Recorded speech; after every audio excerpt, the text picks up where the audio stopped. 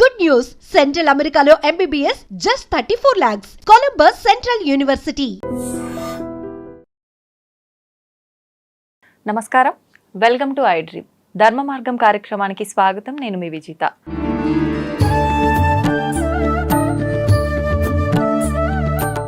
ప్రస్తుతం మనతో పాటు ఉన్నారు శ్రీ విద్యా ఉపాసకులు. గత కొన్ని సంవత్సరాలుగా ఎంతో మందికి ఉపాసన శిక్షణ ఇచ్చిన వారు శ్రీ శ్రీ శ్రీ గురు కరుణామయ్య గారు. ఇప్పుడు గురుగారితో మాట్లాడి మరిన్ని విషయాలు తెలుసుకుందాం. నమస్కారం గురుగారు. శ్రీమాత్రే నమః. గురుగారు, శ్రావణ మాసం వచ్చింది అనగానే ఒక మంచి పండగ వాతావరణము, ఎక్కువగా మాసం అంతా కూడా శుభకార్యాలుకి పెట్టింది పేరుగా మాట్లాడుకుంటూ ఉంటాము. గృహప్రవేశాలు, పెళ్ళిళ్ళు, రకరకాల పండుగలు, పబ్బాలు, పర్వదినాలు, ఫుల్ బిజీ బిజీ బిజీ. అసలు ఆడవాళ్ళకి మామూలు హంగామా హడావిడి ఉండదు ఈ నెలంతా కూడా. మగవాళ్ళు పస్తులు ఖాళీ అవుతుంటాయి, ఆడవాళ్ళు బుట్టలు నిండిపోతుంటాయి పళ్ళతో. అదే శ్రావణ మాసం. అంతే అంటారా గురుగారు? అయితే వ్రతాలు, ముఖ్యంగా రకరకాల పూజలు, ఎన్నో రకాల ఆలయాలకు వెళ్ళడం, దర్శించుకోవడము, రకరకాలుగా చేస్తూ ఉంటారు. అసలు ఎందుకని ఈ మాసానికి ఇంత విశిష్టత అంటారు గురుగారు? ఒకటి, బాగా ఎండలు కాసి ఒక్క తొలకరి జల్లు పెడితే హాయిగా ఉంటుంది. అవును. బాగా ఆకలేసి మంచి పంచపక్ష పరిమాణాలతో భోజనం పెడితే హాయిగా ఉంటుంది. ప్రాపంచికం. ఆధ్యాత్మికంగా చూస్తే దీని ముందు వచ్చే మాసం శూన్యమాసం. అది డ్రైగా ఉంటుంది. శివరాత్రి తర్వాత పెద్ద బిజీ ఉండదు మనకి. ఒక ఉగాది వస్తుంది మధ్యలో, అది ఒక రోజే. మధ్య మధ్యలో ఏం పెద్దగా రావు. శ్రీరామనవమికి వస్తుంది, అక్కడక్కడే వస్తాయి. కానీ శ్రావణ మాసంలాగా ప్రతి మంగళవారం పూజే, శుక్రవారం పూజే. అది శ్రావణ మాసం మధ్య మధ్యలో కృష్ణుడు వస్తూ ఉంటాడు, మధ్య మధ్యలో వరాహ జయంతి అంటారు, హయగ్రీవ జయంతి అంటారు. ఆ రకంగా మొత్తం ఒక ఆధ్యాత్మిక వర్షం లాగా ఆ చైతన్యం కురుస్తుంది కదా. అందుకు శ్రావణ మాసం అంత విశిష్టత అంటారు. ఇంకోటి, ఏ పేరులోనైనా విశిష్టత ఉంటుంది. శ్రావణం అన్న పేరు శ్రవణంలో వచ్చింది. అది వేదానికి సంబంధించింది. వేదం అందుకే అపౌరుషేయం, వినదగిందే కానీ చదివిది కాదంటారు. విని నేర్చుకోవాలి.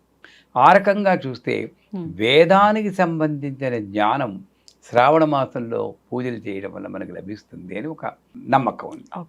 ఇంకో రకంగా చూస్తే శ్రవణం మన వెంకటబాబు నక్షత్రం, విష్ణుమూర్తి నక్షత్రం. అటువంటి స్థితికర్త యొక్క నక్షత్రంతో కలిసినటువంటి పేరు కలిగిన శ్రావణ మాసం అనేటప్పటికీ అదంతా ఆధ్యాత్మిక లోటు లేదు. సంచేత ఇంకోలా చెప్పాలంటే, ప్రాపంచికుల్లో ఎంత వద్దన్నా అందరికీ కావాల్సింది ఏంటి? డబ్బులు. ఆ డబ్బులు ఇచ్చే లక్ష్మి, వరలక్ష్మి ఇక్కడే వస్తుంది.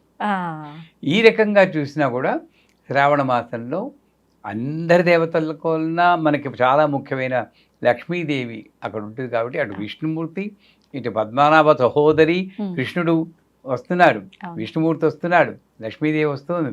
అందరి దేవతలు వచ్చిన ఆ మాసం కాబట్టి శ్రావణ మాసం అంత విశిష్టత. ఓకే. మరి ఇప్పుడు ప్రతి ఒక్క తిథి, ప్రతి ఒక్క వారము ప్రత్యేకతతో కూడుకున్నదని మాట్లాడుకున్నాం కదా గురు. ముఖ్యంగా సోమవారం, మంగళవారం, శుక్రవారం, శనివారం, ఈ 4 మాత్రం ఇంకా ప్రత్యేకంగా పూజలు చేస్తూ ఉంటాం. ఏ రకంగా చేయొచ్చు అంటారు?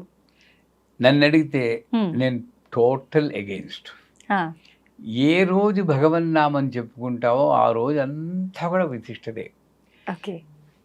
ఓకే, ఈవేళ బుధవారం అనుకోండి, శుక్రవారం చాలా మంచిది, శుక్రవారం పూజ చేయమంటాను. గురువారం టపిమంటే ఏ రోజు గ్యారంటీ కాదు.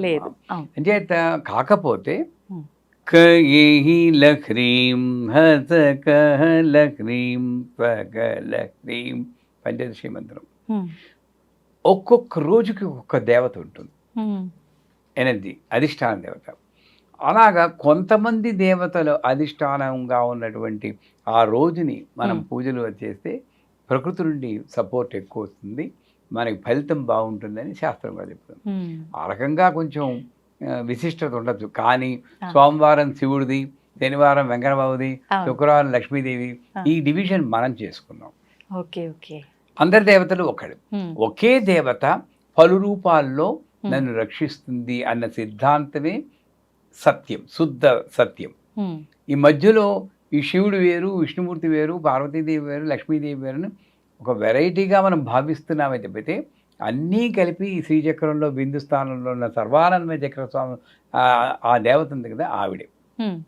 అంచేత శ్రావణ మాసంలో ఇవన్నీ వదిలే వెంకటేశ్వర స్వామి కాబట్టి విష్ణుమూర్తి యొక్క ఇంకొక అవతారం కాబట్టి శనివారం నాడు వెంకటేశ్వర స్వామి పూజ చేస్తే మంచిది. శుక్రవారం నాడు మన లక్ష్మీదేవి ఎలాగా ఉన్నారు. మంగళవారం నాడు మంగళగౌరీ దేవత కొత్తగా పెళ్ళైనటువంటి పెళ్లి కూతుళ్ళకి చాలా మంచిది అంటారు. నిజానికి చెప్పాలంటే గౌరీ పూజని పెళ్లిళ్ళలో చేస్తూ ఉంటారు. అవును గురుగారు. నమ్మకం ఉందా? ముహూర్తానికి ముందు అమ్మాయిని కొంతమంది బుట్టలో కూర్చోబెట్టి తెస్తూ ఉంటారు. మా పద్ధతుల్లో చేస్తాం. ఏది ఏమైనా ఆ గౌరీ పూజ ఎందుకు చేస్తారు? దంపత్ అభివృద్ధ్యర్థం అనే మంత్రతో కంకణం కడతారు తోరం అమ్మాయికి. ఆ గౌరీ సంసారాన్ని రక్షిస్తుంది, ఆ శక్తి ఇస్తుంది. అన్ఫార్చునేట్లీ ఈ రోజుల్లో నేను చెప్తూనే ఉంటాను, 9 గంటలకి ముహూర్తం అయితే మనం గౌరీ పూజ 6 గంటలకు మొదలెట్టుకోవాలి. ఒక గంట చెయ్యాలి.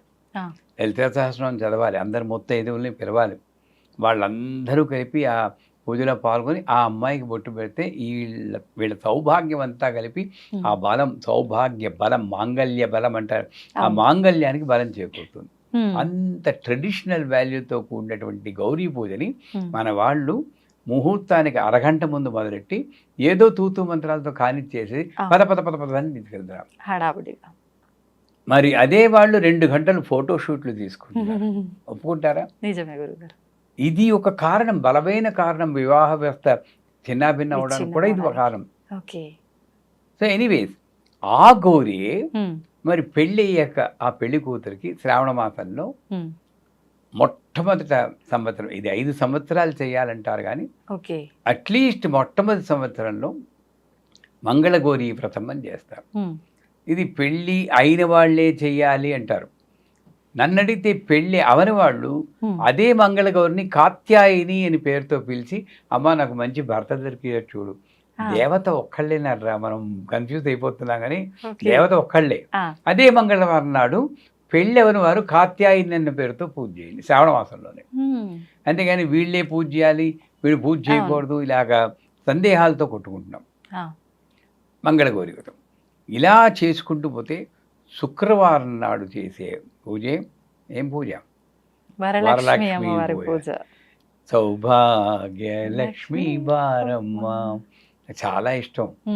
వాళ్ళందరినీ చూస్తే మాకు కూడా కనువిందు ఈ శ్రావణ మాసం. మగవాళ్ళకు కూడా చక్కగా అలంకారాలు కట్టుకుని గలగల పట్టుచీరలు, నగలు గలగల్లాడుతూ మంగళకరంగా కనిపిస్తారు అందరూ, ఆడవాళ్ళందరూ దేవతా స్వరూపులు. అంతే.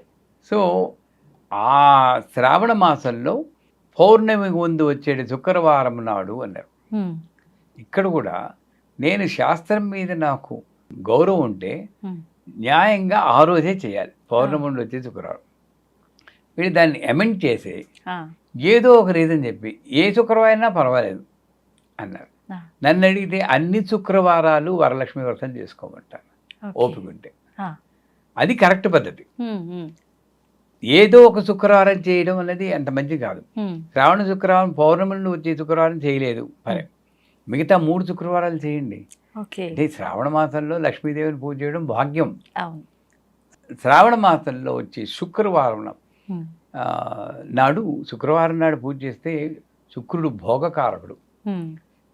ఏ సంసారం ఇంతున్నా డబ్బు ఇంతున్నా 10 రూపాయలు ఉంటే 10 రూపాయలు అనుభవించే భోగమే భాగ్యం. ఆ 10 రూపాయల్లో 9 రూపాయలు అనుభవించి ఇంకొక రూపాయి దానం చేస్తే అది సౌభాగ్యం. రెండింటికి అంత తేడా ఉంది. ఈ రెండింటిని ఇచ్చేటటువంటి తల్లి వరలక్ష్మీదేవి. ఆవిడ్ని మనం ఈ శ్రావణ మాసంలో పూజ చేస్తాం. చూడండి ఎంత విశిష్టత ఉందో నిజంగా. అయితే ఇప్పుడు గురుగారు మీరు అన్నట్టుగా 3 వారాలు చేయకుండా ఒకటే వారమే చేస్తుంటారు. మళ్ళీ ఆ ఒక్క వారం కూడా వీలు పడని వాళ్ళు ఏదో ఒక వారం చూసుకొని పెట్టుకుంటారు. అలా చేయొచ్చు అంటారా? ఎలాగైనా సరే శుక్రవారం నాడు ఏదో ఒక వారం శుక్రవారం నాడు మనకి మనస్సు స్థిరంగా ఉండాలి. చాలాసార్లు మీకు చెప్పాం, ఇది చెయ్యాలి అని తపన ఉండాలి కానీ ఇది చెయ్యాలే అన్నట్టు చేయకూడదు. తప్పదు రెండింటికి అన్నట్టు. తేడా ఉంది. అవును గురుగారు. ఒక బర్డెన్ కింద భావిస్తూ చేయకండి. ఇది చెయ్యాలి అని తపన ఉంటే నన్ను అడిగితే ఎవరైనా ఉన్నారో లేదో నాకు డౌటే, కానీ శ్రావణ మాసంలో 4 శుక్రవారాలు చేసేయాలి. 4, 5 వస్తాయనుకోండి, ఆ 4 శుక్రవారాలు వరలక్ష్మి వ్రతాన్ని అసలైన అర్థం చేర్చుకుంటూ చేయాలి. మనకి పూజలు ఒక్క వ్రతం చేస్తే ఫలించాలి. వీళ్ళు మంగళగౌరి వ్రతాన్ని 5 సంవత్సరాలు చేయాలన్నారు. ఎందుకు? ఈ కొత్తగా పెళ్ళైనటువంటి పెళ్లి కూతురికి కొత్తగా సంసారంలో ఇవ్వడానికి వెంటనే ఇవ్వలేదు. ఈ గౌరీదేవి యొక్క శక్తి వల్ల మెల్లిమెల్లిగా ఈ పంచేంద్రియాలని మనం కంట్రోల్ చేసుకుని అక్కడ అడ్జస్ట్ అయ్యి బతకాలంటే 5 సంవత్సరాలు నువ్వు చేయాలను. 5 మంగళవారాలు కాదు, 5 సంవత్సరాలు అంటే 5 నాలుగు 20 అనుకోండి. అలాగా వరలక్ష్మి వ్రతం కూడా ఒక్కసారి చేస్తే మనకి ఫలితం ఇవ్వాలి. ఎందుకు మనకి ఇన్నిసార్లు లక్ష్మీ వ్రతం చేస్తున్నా మనకి ఆ భాగ్యం భోగం ఎందుకు కలగలేదంటే దాని అంతరార్థం తెలియకుండా చేస్తున్నాం అన్నమాట. ఏది ఎలా చేయాలో దాని విశిష్టత తెలుసుకుని ఆ తాదాత్మ్యంతో చేస్తే ఒక్క వరలక్ష్మి వ్రతంతో ఆ చారుమతి గల్లు గల్లు ఈ అనుభవాలన్నీ మనం పొందొచ్చు. అది సత్యం. సాధ్యపడుతుందా గురుగారు ఈ కలియుగంలో అనుభూతులన్నీ చెందడం? ఇది సాధ్యపడుతుందా లేదా అని చెప్పడానికి నాకు శక్తి లేదు, కానీ డెఫినెట్గా అనుభవం అయితే కలుగుతుందండి. ఉదాహరణ తీసుకుందాం చూడండి. మీకు తెలుసు, మీ వరలక్ష్మి వ్రతం చేస్తూ ఉంటారు. ఆ వ్రతం ఎలా మొదలవుతుంది? ఏ వ్రతమైనా తర్వాత సెప్టెంబర్లో వినాయక చవితి వస్తుంది. మనం అనుకుంటాం ఆ పూజ టైంలో చేసి ఇదే పూజ అంటారు. కానీ కథ ఏం చెప్తుందంటే పొద్దున్న లేచిన దగ్గర నుండి రాత్రి పడుకుని దాకా ఆ రోజంతా వరలక్ష్మీదేవిని గురించి ఆలోచిస్తూనే గడపాలి. అది ఫస్ట్ ప్రిన్సిపల్ చేయాల్సింది. సో ఆడవాళ్ళందరూ కూడా వరలక్ష్మి వ్రతం చేయాలంటే పొద్దున్నే లేవగానే మంచం మీదే ఓం శ్రీం హ్రీం శ్రీం కమలే కమలాలయే అని మంత్రం కానీ, లేదా లక్ష్మీ క్షేత్రముద్రాంతనయం శ్లోకం కానీ, హ్రీం మహాలక్ష్మి అయిన మంత్రం కానీ, పళ్ళు కూడా తోకోడు, ఆ మంచం మీద చెప్పాలి. అవునా గురుగారు? భయమేస్తుందా? పళ్ళు అమ్మవారి ఆధ్యాత్మిక మార్గంలో వెళ్ళాలి, పూజల్లో పాల్గొనాలి అని అంటే ఖచ్చితంగా మనం శుభ్రంగా ఉండాలి. ఒక ఎగ్జాంపుల్ చెప్తాను. మీరు ఇన్ని భక్తి కార్యక్రమాలు అందరికీ చెప్పిస్తున్నారు, సంఘంలో ఎంతో కొంత మార్పు తెస్తున్నారు. సో విజిత అంటే ఆ లక్ష్మీదేవికి చాలా ప్రేమ వచ్చేసింది.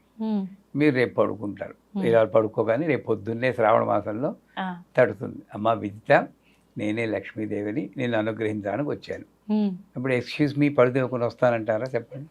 అస్సలు మరి పడుదోకునండి, ఈ లోపల ఆవిడ పోతుంది. మరి అదే మరి అప్పుడు లేని లాజిక్ ఇప్పుడు ఎందుకు వచ్చింది మీకు? అమ్మో, అప్పుడు అమ్మవారిని ఎలా కాదంటాం గురుగారు ముందు ప్రత్యేక. ఎందుకంటే ఇక్కడ లేదని మీకు చాలా నమ్మకం కాబట్టి తీరుబడిగా పడుకోవుతున్నాం అంతే. అక్కడ అమ్మ వచ్చేసింది నమ్మకం ఉంది కాబట్టి పడుదోకు కూడా నేను చెప్పగలను. ఓకే, ఇక్కడ తోవడం కాదు, ఇక్కడ తెలవాలి. అంటే అక్కడే చెప్పేసి స్నానపు గదిలో కూడా అమ్మవారి శ్లోకాలు చెప్పుకుంటూ ఓం నమో భగవతే వాసుదేవాయ. ఏ పతివ్రతకైనా భర్త పేరు చెప్తే ఇంకా పొలగించిపోతుంది, లక్ష్మీదేవి వాసుదేవుడి పేరు చెప్తే ఇంకా పొలగించిపోతుంది. అదే ఓం నమో భగవతే వాసుదేవాయ మంత్రంతో స్నానం చేయండి. మీ వరలక్ష్మి వ్రతం స్టార్ట్ అయిపోయింది, అప్పుడే మంచం మీద అయిపోయింది, ఇదైపోయింది. తర్వాత పూజ గదికి వస్తారు. ఈ వంట వండుతున్న ప్రసాదాలు 9 నైవేద్యాలు చేస్తారా, 1 నైవేద్యం చేస్తారా, అది కూడా నేను డిబేట్లోకి వెళ్ళను. వాళ్ళు 9 నైవేద్యాలు చేయాలి, ఇన్ని నైవేద్యాలు చేయాలంటారు. ఎందుకంటారు? నేను ఇంతే నైవేద్యం చేస్తే ఆ నైవేద్యం కాస్త నేను తినేస్తాను, ఇంకోటి పంతను. నేను 9 నైవేద్యాలు ఇంత చేస్తే 10 మందికి పంచడం కోసమే, అందరికీ పంచిదే మహానైవేద్యం. నేను ఒక్కడిని తింటే అది నైవేద్యం. ఇంత తేడా ఉంది. మహానైవేద్యం అంటే ఇది కాదు. సో నా శక్త్యానుసారం పిండి వంటలు చేసుకుని అన్ని నీ స్వీట్లు నేను తింటే ఏమవుతుంది? నాలాగా డయాబెటిక్ వస్తుంది నాకు వచ్చినట్టు. నేనే పంచాలి.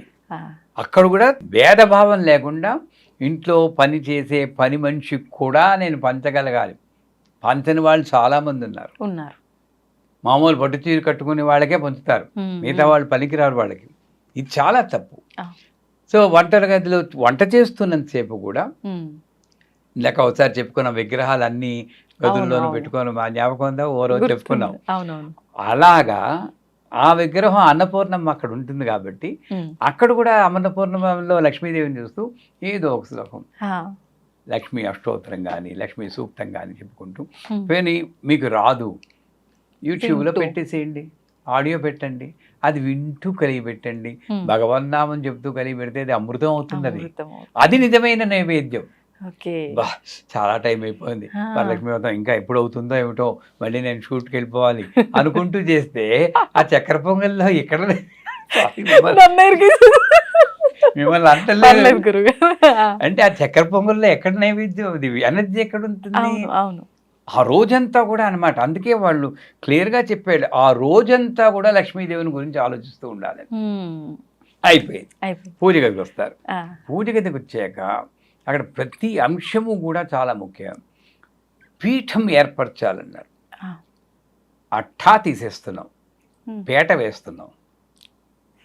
అక్కడ ఠా అని ఎందుకు పెట్టాడంటే, ఠా అంటే సంస్కృతంలో నిలువు అని అర్థం.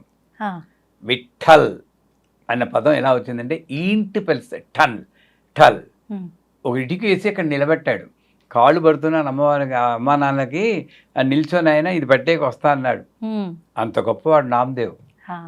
అదే ఈంటి ప్లస్ టల్ దాని మీద నిలుస్తున్నాడు ఎవరు? కృష్ణుడు. అంచేత విఠల్ అయింది అది. అంటే ఠ అంటే అక్కడ పీఠం స్థిరంగా. ఎప్పుడు పీఠం అవుతుంది? మీరు వేసేది పీట వేసినా హ్రీం మహాలక్ష్మే నమః, హ్రీం మహాలక్ష్మే నమః, హ్రీం మహాలక్ష్మే నమః ఆ చిన్న మంత్రం చదువుగా. అది చెప్తే వెంటనే నాకు కమెంట్లో వస్తాయి, హ్రీంకారం నేను చెప్పచ్చా అండి? చెప్పచ్చా గురుగారు? ఇంకోళ్ళు నేను తిట్టచ్చా అండి అని ఎవరు ఎందుకు అడగండి? మంచి చేయమంటే అది చెప్పచ్చా అండి అంటారు. ఇంకోళ్ళని తిట్టచ్చా అండి ఎందుకు ఎవరు? చెడు మాత్రం మీరు చేసేస్తున్నాం, మంచి చెప్తుంటే వినిపించుకోవట్లేదు. అందరూ చెప్పచ్చు. హ్రీం అనేది హృలేఖా బీజం. అంటే ప్రతి ఒక్కళ్ళు హ్రీం మహాలక్ష్మి అని అనుకుంటూ ఆ పీట వేయండి. దాని మీద ఒక గట్టి అంచుగల వస్త్రాన్ని పరచాలంటారు. అక్కడ కూడా స్పెసిఫికేషన్ చెప్తారు. గట్టి అంచు అంటే నమ్మకం, మొక్కవోని నమ్మకం. అంతేగాని ఇన్ని సంవత్సరాలు చేస్తున్నాను అయినా ఏమీ రావట్లేదు అనుకుంటూ నీరసపడుతూ కొంతమంది మన క్వశ్చన్లోనే వస్తుంటుంది.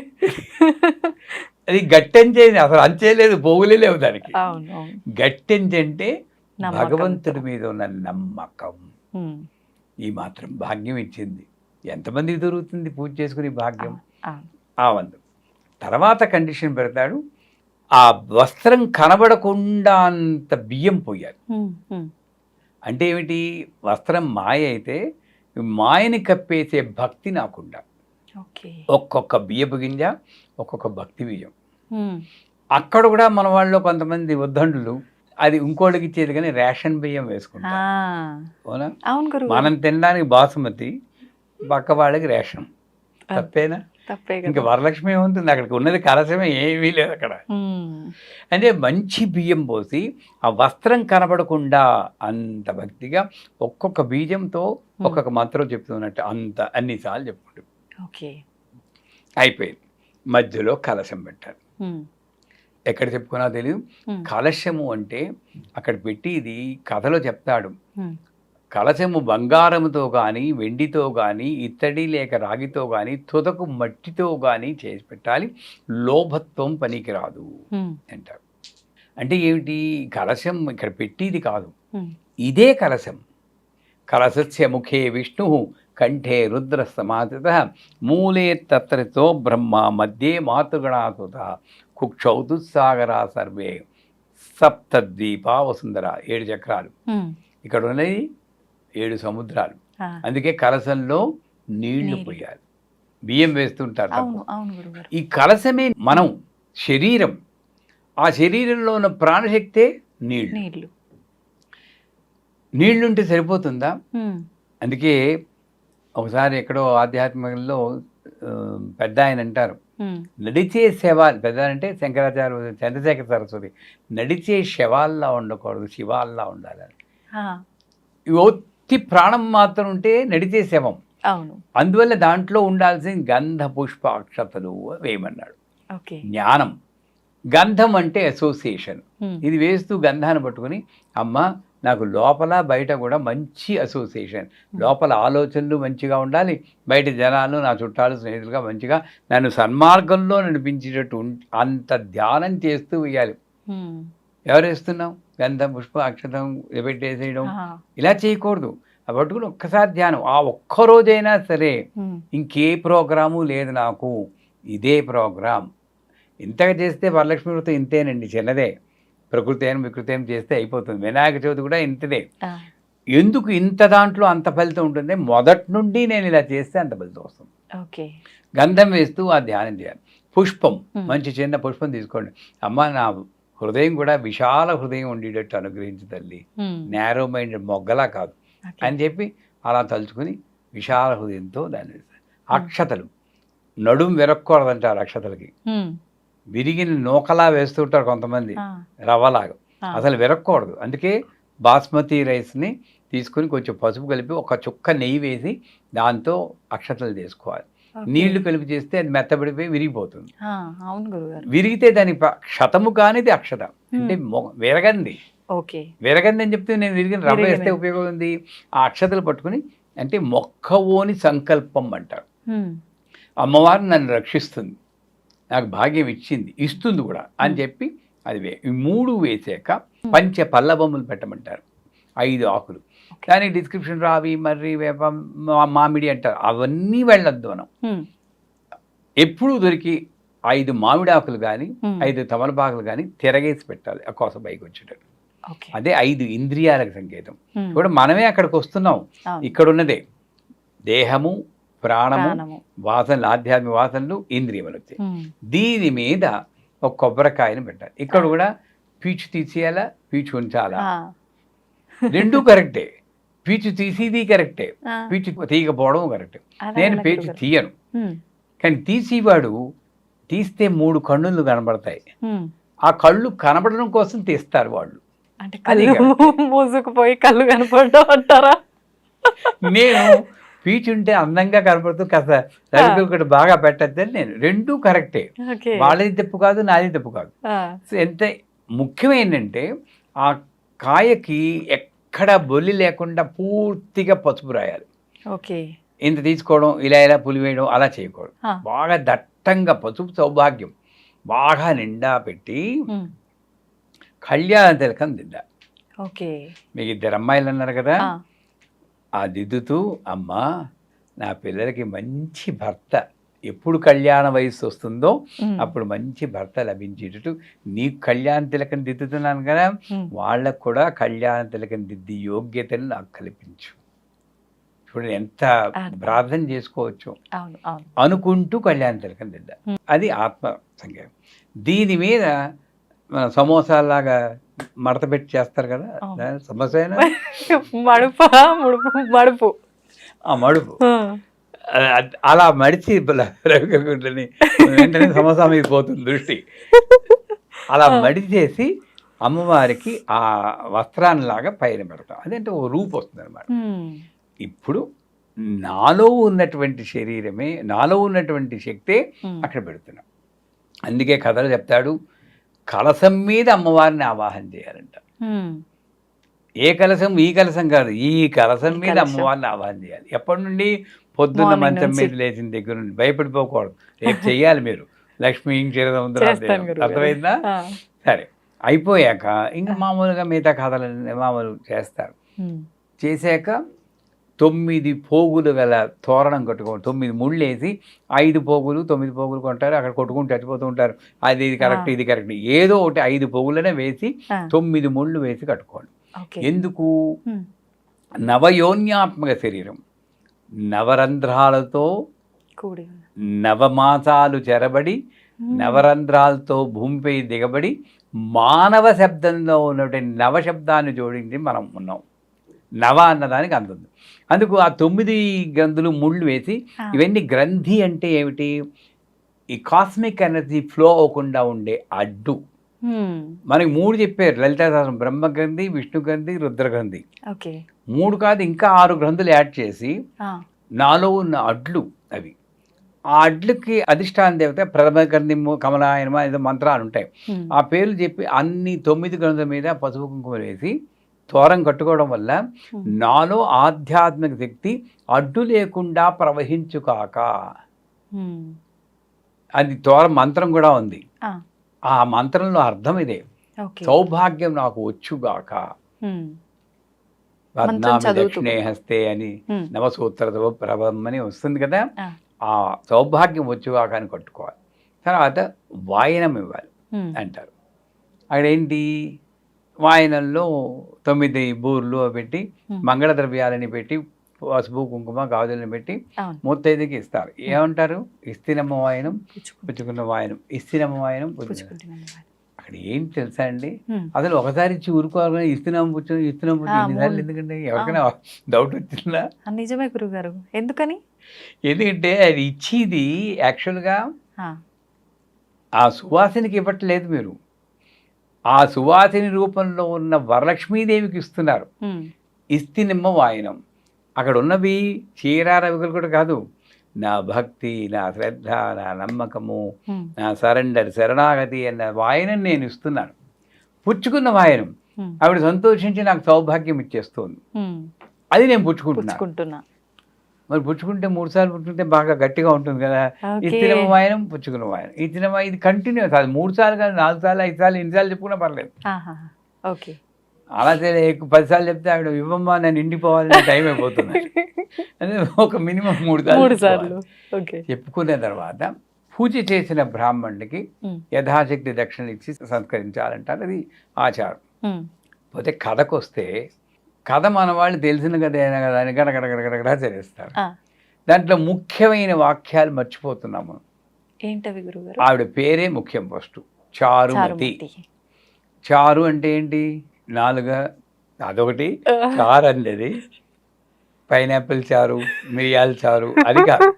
చారు అంటే సంస్కృతంలో అందమైన అని అర్థం.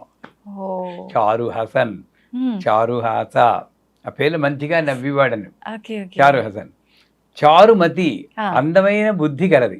అందుకే హీరోయిన్కి అందమైన బుద్ధి ఉంది, ముందే చెప్పేస్తున్నారు క్యారెక్టర్ని అంతా. అందమైన బుద్ధి ఎలా ఉంటుందో వర్ణిస్తాడు. ఇది ముఖ్యం వరలక్ష్మి వ్రతం.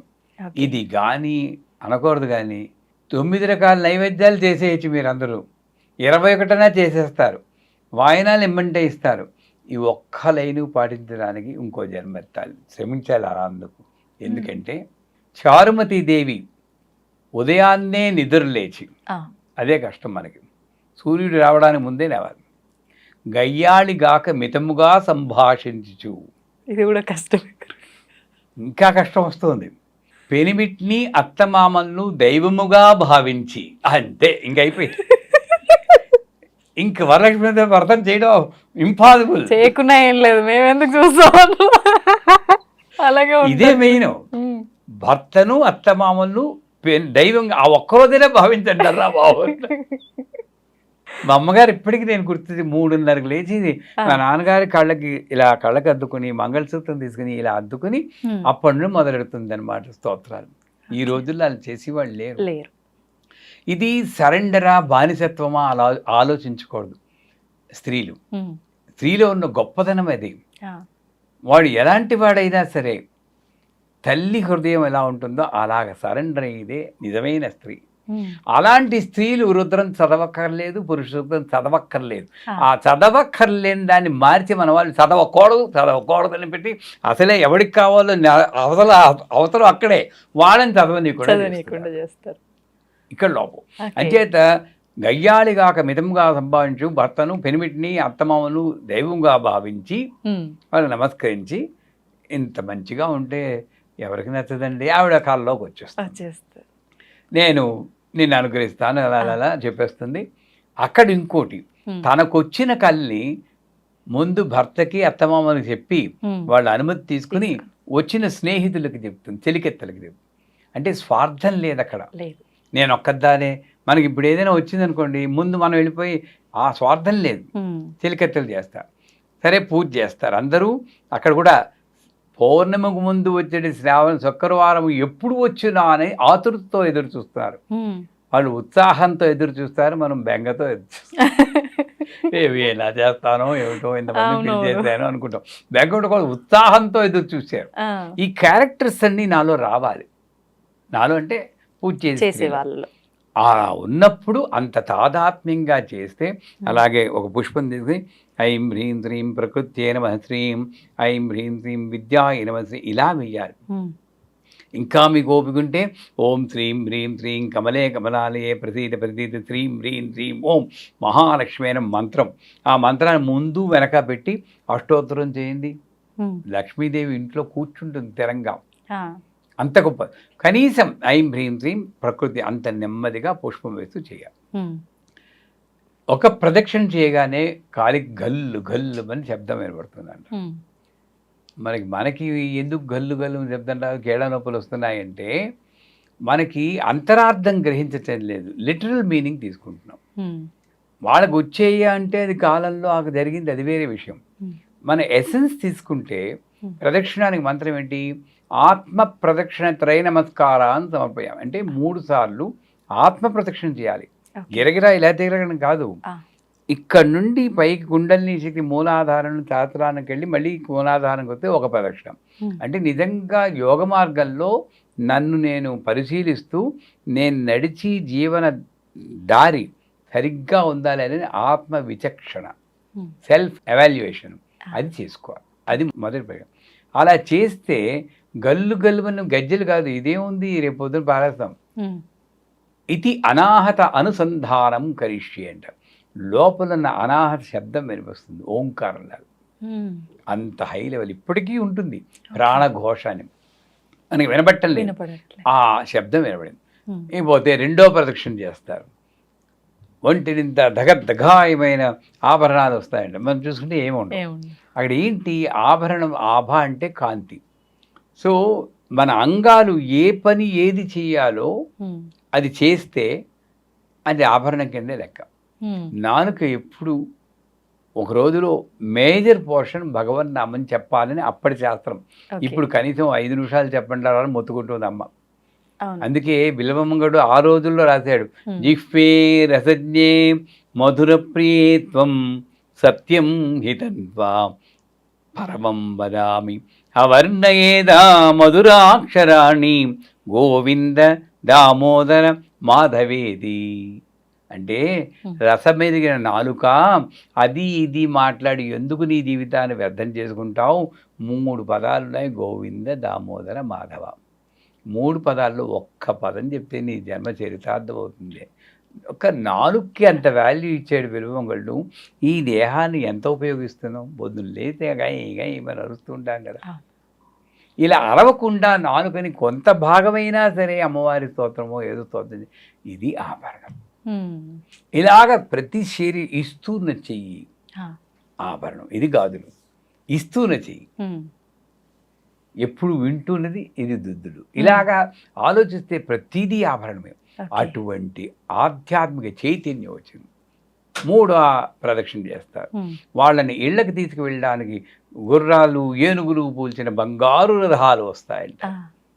అంటే స్త్రీలందరికీ అది స్వార్థం అని అన్ను, భర్త కన్నా ముందు వెళ్ళిపోవాలనుకుంటారు అందరూ. అంటే ఇది ఒక రకంగా ఏంటంటే మన సమాజం భర్త లేని స్త్రీని అంత లోకుగా చూస్తుంది కాబట్టి ఆ స్థితి అంటే భయం. వీళ్ళని తప్పుపట్టను, సమాజాన్నే తప్పుపడతాను, భయంకరంగా చూస్తారు వాళ్ళు. మానవత్వం లేదు ఈ స్త్రీలకే. మళ్ళీ ఇదే స్త్రీయే, అవునా అంటే ఒప్పుకుంటారు. ఆ స్థితి నాకు రాకూడదని భయపడుతుంది అంతేగాని ధూమావతి అనే దేవత కూడా ఆవిడే. అంచేత ఇళ్ళకి తీసుకెళ్ళడానికి గుర్రాలు ఏనుగులు పుంచిన రథాలు చేయంటే సౌభాగ్యవతిగా భర్త ఒళ్ళో తలపెట్టుకుని దైవనామస్మరణ చేస్తూ హాయిగా వెళ్ళిపోయే సౌభాగ్యం వస్తుంది. ఇది రథం. అది బహు కొద్ది మందికి వస్తుంది.